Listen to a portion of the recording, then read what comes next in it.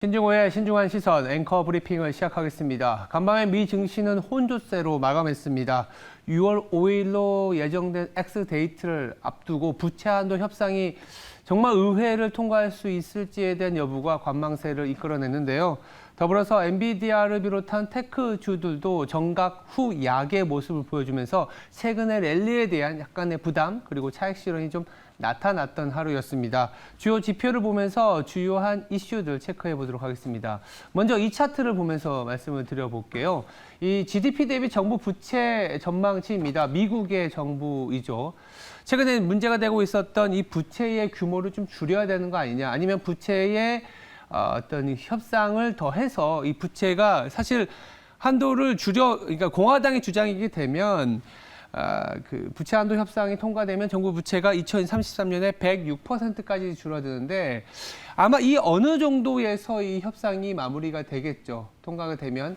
그래서 이제 통과가 됐을 때 이제 호재냐 악재냐라는 거에 대한 해석들이 나오는데 현재로서는 오히려 부채 한도 협상이 될지 안 될지에 대한 우려가 내지는 불확실성이 있을 때가 호재이고 오히려 통과되면 악재다라는 해석들도 나오고 있습니다. 왜 그러냐 하면 당연히 정부 지출이 줄어들 수밖에 없는 상황이고 식료품 지원의 삭감액이라든지 학자금 대출과 관련된 원리금 상환이 시작되면 미국 연간 소매 판매액 총계에 한 1.8% 축소 효과가 나타나기 때문에 이런 부분들이 어쨌든 부채 한도 협상과 관련한 정부의 부채를 낮추고 소비를 낮추는 부분에 대한 것들로 전환이 되면서 GDP에 대한 부담으로 작용할 수도 있다라는 의견들이 나오고 있습니다. 또 더불어서 만약 하원에서 부결이 된다면 당장 다음 주에 예정이 되어 있는, 물론 옐런 재무장관이 주장하고는 있지만 6월 5일 코앞을 놔두고 상당한 혼란도 있을 수 있다. 이런 불확실성이 단기적으로는 시장을 좀 억누르고 있는 상황입니다. 그렇다면 최근에 나타났었던 부분들이 우리 시장에서 어떤 아이디어로 나올지 다음 차트를 통해서 말씀을 좀 들어보면 이제 부채 한도 협상이 이제 마무리되고 정부가 소위 말해서 마이너스 통장을 더 열게 되면 부채, 즉 국채를 발행할 수 있지 않습니까? 그랬을 때 이 법안이 통과되면 이 지준 유동성이 축소할 우려도 있다라는 얘기들이 나옵니다.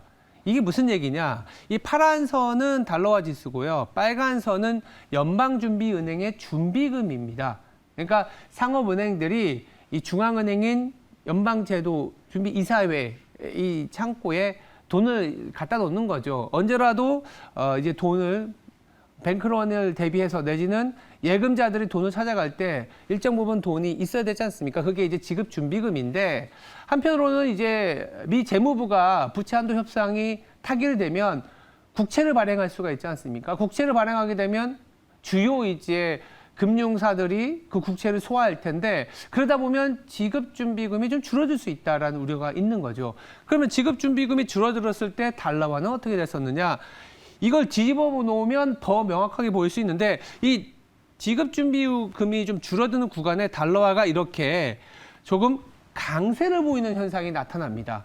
그러니까 무슨 얘기냐 하면 예상되는 지준 축소 규모가 이 분석에 의하면 양적 기축, 즉 QT 10개월치의 양만큼 줄어들 수 있다는 얘기들이 나옵니다. 국채 발행량을 소화하려다 보니까. 그러면 유동성이 줄어들고 유동성이 줄어들면 달러화가 강세를 가기 때문에 이머징 한국 주식 시장에서의 외국인 매수가 좀 둔화될 수 있는 가능성도 내포되어 있습니다. 물론 반드시 이렇게 진행이 되지 않을 수도 있습니다. 왜냐하면 MMF, 단기자금 시장에 5조 달러나 있기 때문에 MMF에서 소화하게 되면 또 그만큼 시장은 상당히 많은 유동성이 여전히 시장에 남게 되고 그로 인해서 국채 시장도 안정을 찾고 굉장히 베스트 시나리오로 갈 수 있는데 이 자체가 유동성이 어떻게 될지 모른다라는 불확실성, 앞서는 다음 주까지 정말 통과가 될지에 대한 불확실성이 남아있는 거고 두 번째는 정말 유동성이 어떻게 될지 모른다는 불확실성이 있기 때문에 아주 초단기적으로 그리고 6월 한 달 동안은 이런 부담과 불확실성에서 옥신각신하는 시장이 되지 않겠냐라는 얘기들도 나오고 있습니다.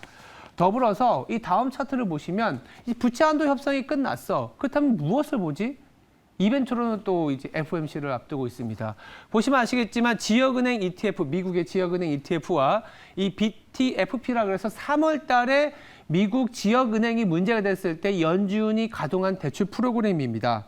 근데 FOMC와 이런 유동성 흡수 이슈로 인해서 지역은행의 변동성이 다시 부각이 될 수 있다는 의견들이 나오고 있습니다. 이 BTFP가 계속 늘어난다는 것은 뭔가 누군가는 연준을 통해서 대출을 받고 있다는 거거든요. 이게 낙인 효과가 없기 때문에 누가 빌려간지 모릅니다만 누가 봐도 지역은행 중에 문제가 있는 쪽에서 빌려가고 있다는 거는 추론할 수는 있습니다. 근데 2주 후에 FOMC에서 그리고 최근에 빠르게 금리 인상에 대한 확률이 높아지고 있기 때문에 안 그래도 부채 한도 협상이 타결이 돼서 호재로 받아들일 것 같았는데 오히려 유동성이 흡수될 수도 있고 FOMC에서는 기준금리를 올린다. 그랬을 때 지역은행에 대한 고민들이 슬금슬금 올라올 수도 있는 그런 가능성도 있습니다. 그래서 때마침 시장은 상당한 랠리를 보이다가 조금 차익 실현에 대한 압박을 느끼고 있고 부채 한도라는 기대 영역이 오히려 악재로 전환되는 그런 타이밍에 지역은행과 유동성에서의 불확실성이 한 1, 2주 정도는 좀 잠재되어 있다. 이 정도는 좀 체크해 보셔야 될 것 같습니다. 다음 차트를 보면서 그럼 한국 시장에서는 어떤 식의 대응이 필요할지 말씀드려 보도록 하겠습니다. 이 파란 선은 대형주에 대한 외국인의 순매수고 빨간색은 중소형주에 대한 외국인의 순매수입니다. 원달러 환율은 제가 보기 좋게 뒤집어 놨습니다. 녹색으로 표현되어 있는데 내려갈수록 이게 내려가는 건데 이게 강세를 보이는 거고 내려갈수록 약세를 보이는 겁니다. 이게 1,500, 1,400원대로 가는 거고 1,200, 1,100원대로 가는 건데 특징적인 거는 우리가 보통 외국인 순매수하면 그래 환율을 보자 이런 얘기 많이 하지 않습니까? 실질적으로 빨간색과 녹색은 크게 올해 들어서 보면 같은 방향성을 보입니다.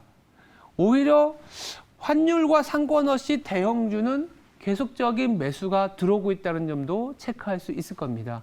그렇다면 앞서 달러화에 대한 방향성이 지금은 일방적으로 하방에 대한 베팅이었지만 슬금 순매수 포지션도 높아지고 있고 지급준비금이 축소될 수 있는 우려로 달러화도 강세로 갈 수 있는 재료 더불어서 FOMC라는 기준금리 인상에 대한 불확실성이 남기 때문에 달러화가 강세를 보인다면 원달러 환율은 좀 약세를 갈 가능성이 높습니다. 위안화가 아직은 좀 탄탄한 소비력을 보여주지 못하고 있기 때문에 그랬을 때 더 변동성이 보일 수 있는 외국인의 매수가 좀 약해질 수 있는 부분은 오히려 수출주인 대형주보다는 중소형주에서 변동성이 조금 더 높아질 수 있는 가능성이 있다는 점을 체크해 보셔야 될 것 같습니다. 아직까지는 시장이 좀 탄탄하게 움직이고는 있습니다만 시장 저변에 그리고 시장 일각에서는 부채 한도 협상 이후의 변동성, 달러화 강세와 지역은행발 변동성도 대비하자라는 의견들이 나오고 있습니다. 그러다 보니까 시장에서는 이런 얘기도 나옵니다. 삼성전자도 72,000원이 넘어왔기 때문에 PBR이 1.5배 수준까지 왔어요. 그 말은 뭐냐 하면 싸지 않다라는 정도까지는 온 거죠. 싸지 않다라는 정도까지 왔기 때문에 이런 부분들은 사실은 대형주 중에 밸류에이션 매력이 높은 쪽으로 가야 되지 않겠냐라는 얘기들을 드리는데 지금 뭐 전국적으로 아마 재난 경계 경보가 나와서 아마 방송 중에서도 이렇게 삑삑거리는 소리가 나오는 점 좀 양해 부탁드립니다. 아마 시청자분들도 깜짝 놀라셨을 겁니다. 지금 6시 반부터 경계 경보가 발령이 됐는데 아마도 추측건데 북한에서 우주 발사체로 주장하는 미사일의 발사가 된 것으로 저는 알고 있는데요. 조금은 차분하게 대응을 하시고 지금 뭐 방송 중에 나가는 이 삑삑거림도 조금은 양해 부탁드립니다. 예, 정리를 한번 해보겠습니다. 오늘의 브리핑을 정리하면서 마무리 좀 지어보겠습니다. 부채 한도 협상의 막바지 되려 유동성 문제에 대한 고민들도 올라올 수 있다. 그리고 연준 지준이 줄어들 가능성과 FOMC를 앞두고 있기 때문에 지역은행의 주가를 좀 잘 챙겨보자. 마지막으로 한국에서는 원달러 환율에 대한 변동성 오히려 대형주보다 중소형주에서 외국인의 매매가 더 나왔기 때문에 오히려 대형주가 세이프 헤븐, 즉 안전처가 되지 않겠냐라는 얘기를 드리고 있습니다.